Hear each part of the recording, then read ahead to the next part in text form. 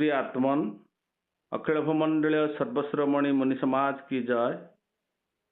सबुदिन भली आज मध्य मुनि समाजर अमृतवाणी को आम स्वागत करुचे। आम सहित भाई हरिकृष्ण मुनि अच्छा भाई जयजी आज्ञा। आज आम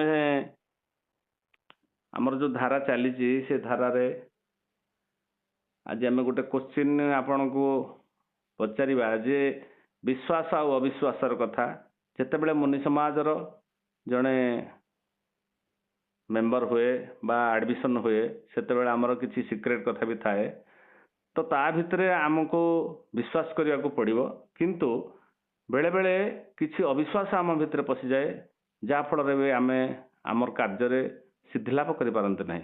तो सेही भली अविश्वास केते प्रकारर किमिति किमिति आमको हैरान करंती बा असुविधार पकांती आपण ता विषय टिके आमको शुणांतो। धन्यवाद। तो सर्वप्रथमे आपणकर जेकोसी कर्म करने पे आपण जिबे से आपण को तीनोटी पर्याय रे जीवाकू पड़े। तो सर्वप्रथमे होची विश्वास, तापरे होची अविश्वास, तापरे अंधविश्वास। तो ये जो विश्वास जिनसटा केतेबेले आसे संदेह रहित भरोसा होची विश्वास। आउ संदेह रखिकी जोठी संदेह रहिबो ताहा होची अविश्वास रो जन्मदाता। जो जगह शंका बा संदेह रहिला सेठी अविश्वास को से जन्म दिए। तो अविश्वास गोटे प्रकार भेद अच्छे। तेणु साधक माने जानिबा दरकार जे दीटा जिनिस उपरे जदि हमर विश्वास न रुहे तेबे आमे कोनोसी प्रकार साधना रे अग्रगति करि परिबा नाही। कहा उपरे ना गुरु सद्गुरु को उपरे विश्वास आउ सद्गुरुंकर ज्ञान उपरे विश्वास रहिबा दरकार एवं सद्गुरु को प्रति श्रद्धा रहिबा दरकार। जदि ये विश्वास टी हमर न रहे तेबे जेमति के सार को उपरे जदि विश्वास मन न रहिबो ताले मु जो विद्या अध्ययन करे को जीवी से विद्या हमर फलवती भी होबो नहीं। ठीक सही भलिया ये जो अविश्वास रो चारोटी स्तंभ अच्छे से स्तंभ गुड़ा को अतिक्रम करिया को पड़े। एक नंबर होची स्वयं प्रति अविश्वास। जहाँ जो व्यक्तिंकर निज उपरे विश्वास नहीं बा भरोसा नहीं से आध्यात्मिक क्षेत्र रे अग्रसर हवा कष्टसाध्य हो जिवो। कारण जे जेकोसी जिनिस को आपण आगेवा को जिबे ज्ञान क्षेत्र रे हो विद्या क्षेत्र रे हो बा सांसारिक क्षेत्र रे हो सर्वप्रथम आगे आत्मविश्वास रहिबा दरकार जे मु एटा करि पारिबी। जदि सेतिकी रे अभाव हे जिवो तेबे अविश्वास सृष्टि हे जिवो तेबे आपण करि परिबे नाही। कारण मन आपण को दुर्बल हे जिवो। दुई होची स्वजन प्रति अविश्वास। आपणकर जेतिकी निजर लोक रहिले पारिपार्श्विक अवस्था भितरे आपणकर जो संबंधी माने रहिछंती तांको भाबरे से बंचुछंती। जदि आपण तांको संपूर्ण अविश्वास करिवे संदेह करिवे ताले बंचिवे केमती। आपण आपणको भाबरे बंचे हाँ एतिकी क्षमता आपणको भितरे अछि जे आपण तांको परिवर्तन करि परिबे नाही एकथा सत्य। किंतु ए अधिकार आपणकर अछि आपण निजे परिवर्तन हेई परिबे। जदि सेही कलाटी आपणको भितरे रहिला ताले स्वजनको प्रति अविश्वास पळेई जीवो। संपूर्ण ठीक कथा आज्ञा संपूर्ण ठीक। स्वजन प्रति जदि अविश्वास रहिला जेमतिका आपण घरे आपणकर स्त्री अछंती पुओ अछंती विभिन्न प्रकार परिवार वर्ग अछंती। आपणको स्त्री ऊपर आपण विश्वास रखिचंती एपण आपण तांको छाड़ देकी बाहर को जाउछंती। आसिला परे जो खाद्यटी से आपण को परसिकी दउछंती आपण विश्वास रो सह खाउछंती ना अविश्वास रो सह खाउछंती। विश्वास रो सह खाउछंती। जदि सेतिकी विश्वास आपण को भितर न रहिबो सब बेले संदेह भितर आपण रहिबे अविश्वास रो जननी होची संदेह। तेणु संदेह मुक्त न होबा पर्यंत ए अविश्वास आपण दूर होबनी। तेणु स्वजन प्रति अविश्वास सेतिकी बेले दूर होबो जेते बेले निजे आपण बदली जिवे। कारण तांको आपण बदलेबा दरकार नाही। ଆପଣ ନିଜକୁ ବଦଳିବାର କ୍ଷମତା ଆପଣଙ୍କ ଭିତରେ ଅଛି। ସେଇଥିପାଇଁ ସଦ୍ଗୁରୁ ମାନେ କହନ୍ତି ଯେ ତୁ ବଦଳି ଯା, ସୃଷ୍ଟି ବଦଳିଯିବ। ଆଉ ତୁ ଯଦି ଅନ୍ୟକୁ ବଦଳିବାକୁ ଚେଷ୍ଟା କରୁ ତେବେ ଶକ୍ତି ଅପଚୟ ହେବ, ଲାଭ କିଛି ହବନି। 3ରେ ହଉଛି ସନ୍ଥଙ୍କ ପ୍ରତି ଅବିଶ୍ୱାସ ବା ସଦ୍ଗୁରୁଙ୍କ ପ୍ରତି ଅବିଶ୍ୱାସ। ଏଇଟା ବଡ ଘାତକ ଜିନିଷ। କାରଣ ଯଦି କୌଣସି ମୁଁ ଯାହା ଜାଣିଛି ସେଇ ଅନୁସାରେ ଯଦି ମତେ ଜଣେ ସନ୍ଥ କହିଲେ ତେବେ ମୁଁ କହିବି ସେ ସନ୍ଥ ଭଲ। କିନ୍ତୁ ମୁଁ ଯାହା ଜାଣି ନାହିଁ ସେଇ କଥା ଯଦି ସନ୍ଥ ମତେ ନୂଆ ଭଳିଆ ବୁଝେଇକି ମତେ ଠିକ ରାସ୍ତାକୁ ନଉଛନ୍ତି ତେବେ ମୋ ବୁଦ୍ଧି ଯଦି ପାଉନାହିଁ ତାଙ୍କ କଥା ଉପରେ ଅବିଶ୍ୱାସ ଆସିଯିବ। ତେଣୁ ଅବିଶ୍ୱାସ ଆସିବ।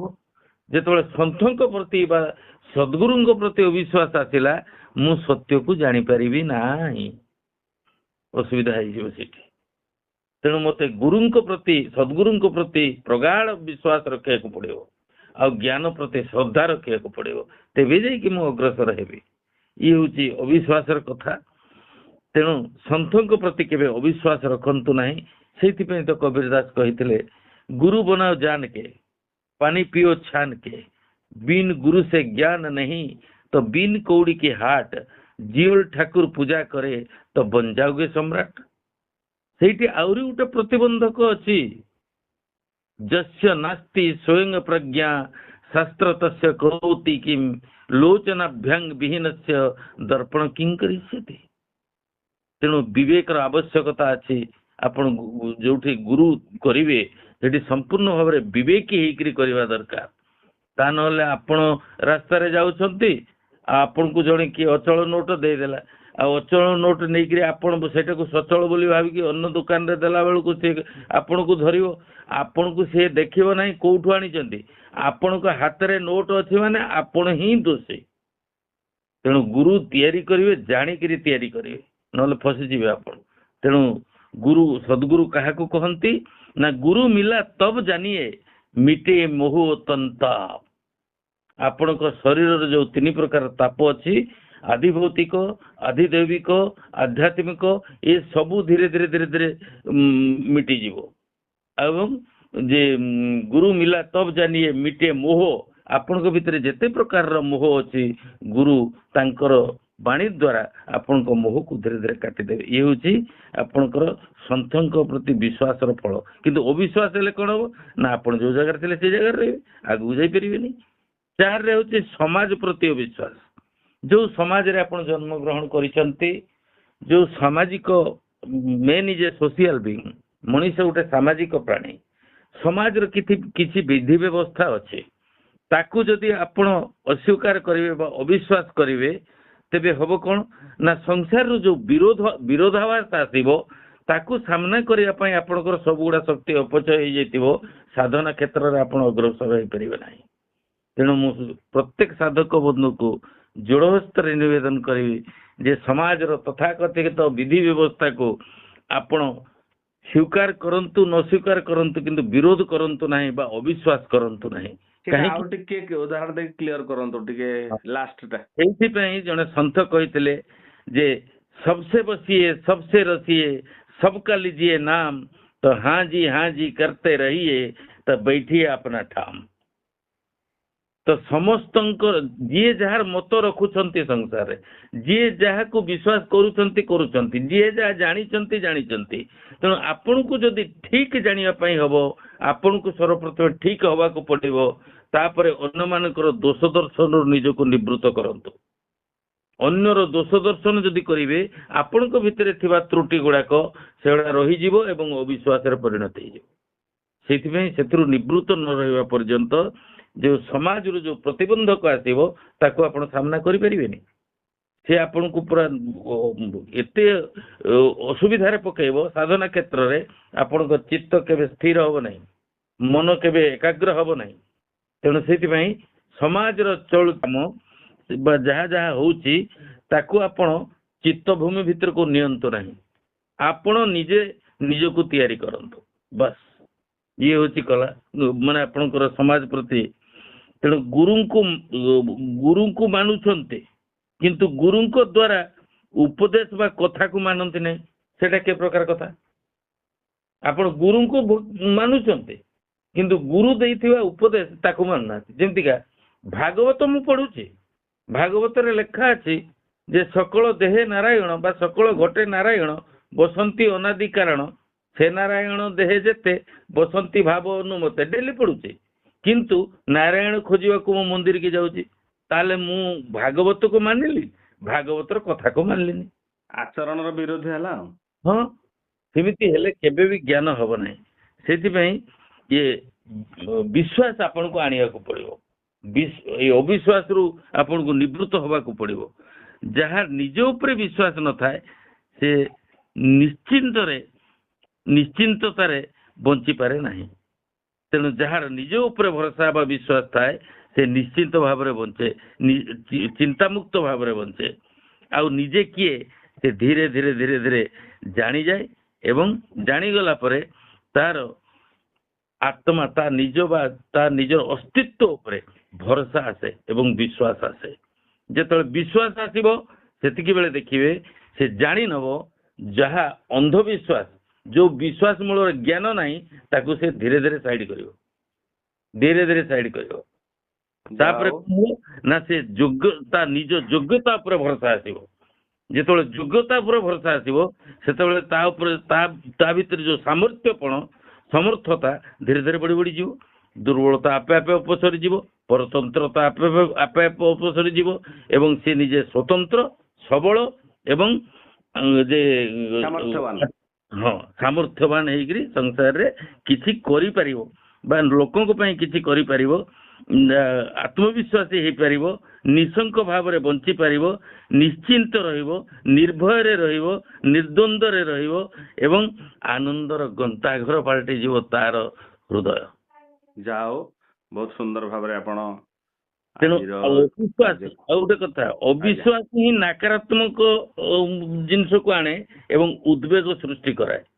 ତେଣୁ ସେଇଥିପାଇଁ ଯେ ନକାରାତ୍ମକତାକୁ ଦୂର କରି ନିଜ ଉପରେ ଭରସା ରଖନ୍ତୁ, ବିଶ୍ୱାସ ରଖନ୍ତୁ, ଅନ୍ଧବିଶ୍ୱାସରୁ ଦୂର ହୁଅନ୍ତୁ ଏବଂ ଗୁରୁଙ୍କର ବାଣୀ ଏବଂ ଗୁରୁଙ୍କ ଉପରେ ବିଶ୍ୱାସ ରଖନ୍ତୁ। ଆପଣଙ୍କର ମଙ୍ଗଳ ହବ, କଲ୍ୟାଣ ହବ। ହଁ, ସେଇଭଳି। ଯାହା ହଉ, ବହୁତ ସୁନ୍ଦର ଭାବରେ ଆପଣ ଜିନିଷଟା କହିଲେ। ତ ମୋଟାମୋଟି ଉପରେ ଆମେ କର୍ମର ଫଳ ତ ସମସ୍ତଙ୍କ ପାଇଁ ଅଲଗା ଅଲଗା, କାହିଁକି ନା ଆମର କର୍ମ କରିବାଟା ବି ଅଲଗା ଅଲଗା ହଉଛି, ତେଣୁ ଫଳ ବି ଅଲଗା ଅଲଗା ହବ। ତା ଭିତରେ ଆମେ ଅନ୍ୟ କାହାକୁ ଜଜମେଣ୍ଟ କରିବା ଠିକ ହବ ନାହିଁ ବୋଲି ଆପଣ କହିବାର ମତାମତ ହେଲା, ସେଇଟା ମୁଁ ବୁଝିଲି। ଆଉ ବି ଏମିତି 4ଟା ଖଣ୍ଡେ ଆପଣ ପଏଣ୍ଟ ସବୁ ଦେଲେ, ବହୁତ ମନି ସମାଜରେ ଆମର ଭାଇମାନଙ୍କର କାମରେ ଆସିବ। ଆଜି ତ ସମୟ ହେଇଯାଇଛି, ତେବେ ଆମେ ଏଇଠି ରଖିବା ଆଉ। ନିଶ୍ଚିତ। ଜୟ ଜୀବ। ଧନ୍ୟବାଦ, ଧନ୍ୟବାଦ। ଜୟ ଜୀବ, ଜୟ ଜୀବ।